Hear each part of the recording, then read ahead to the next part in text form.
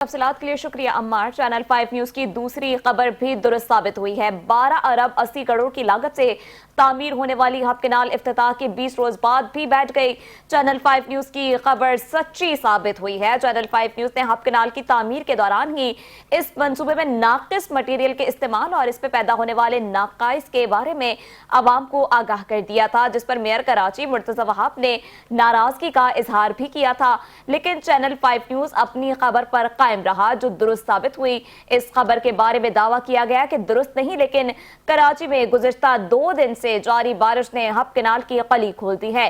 Hub canal का एक बड़ा हिस्सा मुनहदिम हो गया, जिसके नतीजे में अवाम के अरबों रुपए डूब गए हैं। ब्यूरो चीफ कामरान जहरी ने इस इलाके का दौरा किया और कैमरे की आंख में हब केनाल के तबाहशुदा हिस्से महफूज करके चैनल 5 न्यूज की खबर की तस्दीक की। फुटेज में दिखाया जा सकता है कि हब केनाल का एक बड़ा हिस्सा उखड़ चुका है।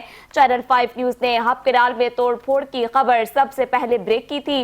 इससे पहले चैनल 5 न्यूज शाहराह भुट्टो की खस्ताहाली पर भी खबर ब्रेक की थी।